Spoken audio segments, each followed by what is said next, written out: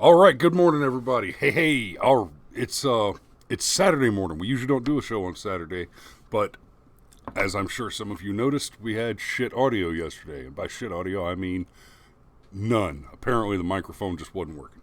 So we're just gonna we're gonna hit this again. I ain't gonna lie. Normally, if we just have the bad audio or whatever, I just delete the video and okay, sucks, but we didn't do one today, basically. But It's 9 weeks in a row. it's 9 weeks in a row, man. We can't just let that lay there. So, Cameron, you wanna bring it home? Oh, please. Police in Philadelphia. Oh, thanks. Yeah, buddy. Yeah. Police in Philadelphia reported a home invasion on Monday, September 23rd.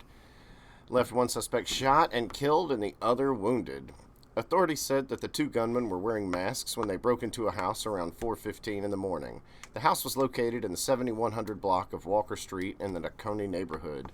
Police reported the two men crawled through a back deck window to make entry. Homicide Captain Jason Smith told the story. The gunmen went upstairs and entered the bedroom of one of the witnesses, a 9-year-old boy, and took a cell phone from him. He then moved on to another bedroom, occupied by a 33-year-old female witness, held a gun to her head, and demanded money. Now, real quick, it seems to me like at the point that he held the gun to her head and demanded money, she was no longer a witness, but perhaps a victim. I know. Yeah, I mean, technically also a witness. I find the choice of language there amusing. yeah. For that matter, the 9-year-old also. Yeah. Whatever. But the woman's boyfriend realized what was happening. Smith reported he either arrived at that location and came in and interrupted the robbery, or he was down in the basement, but he was certainly not discovered by the robbers when he made entry. The man pulled out a gun. Go ahead. The man pulled out a gun and shot the two men holding his girlfriend at gunpoint. The police reported that one of the men, an unnamed 23-year-old, Yep. My apologies. Chris was inadequate. Quit this morning. She wants to know if you want extra bacon. Extra bacon, please. We love you. I need my cursor back over here. Oh, yeah. I see. The police the police report reported. God, man, this was funny to me yesterday too. Like, you couldn't have broke out a thesaurus. The thesaurus. The thesaurus. All right, Mike, let's rock. That one of the men, an unnamed 23-year-old, was shot in the chest. That was a chicken joke, by the way. He then jumped. It's not funny. It's not funny. He then jumped out of a nearby second-story window to try to escape, but when the police arrived, they found him lying face up in the driveway. Medics transported him to a local hospital where he died a short time later.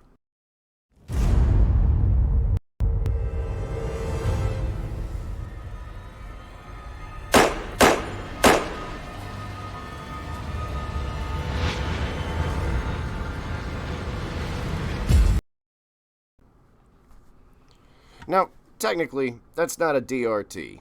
That's a DOT. He was dead over there. Damn it, woman. DRT is when you're dead right there. DOT is when you're dead over there.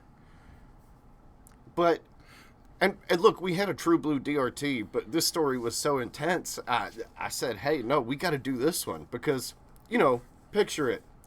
It's 4 o'clock in the morning.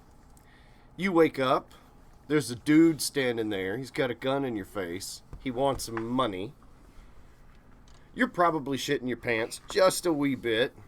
And then your boyfriend walks in with solid titanium balls and manages to put a center mass shot in your assailant while he's got you at gunpoint.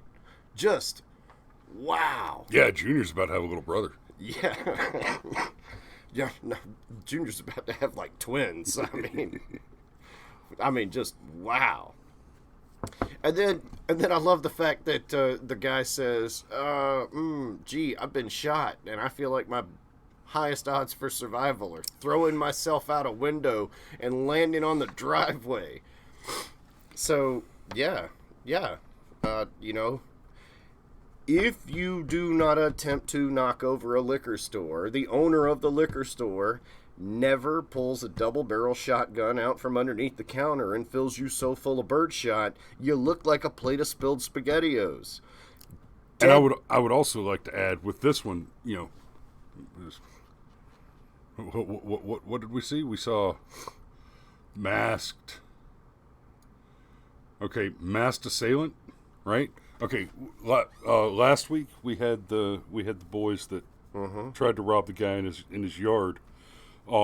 They were also wearing masks. Guys, you know, we were a little more somber about last week because it was right in our backyard and they were kids. They were underage, but they showed up with a gun to rob somebody and they were wearing masks. I guarantee you, if I see somebody come into my house with a gun and he's wearing a mask, there's no conversation at all.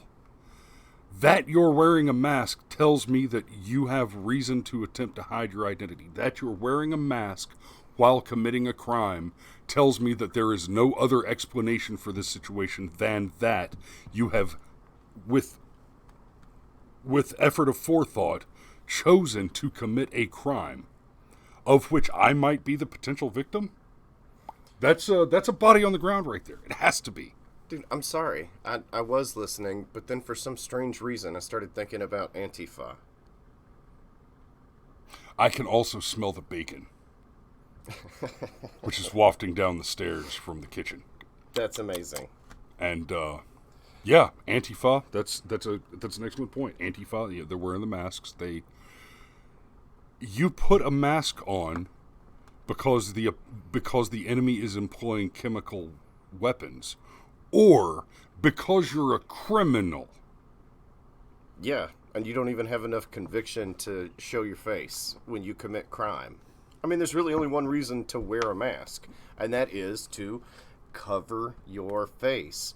I mean, and again, I'm trying not to get lost in it, but why would Antifa want to cover their face if they're the good guys?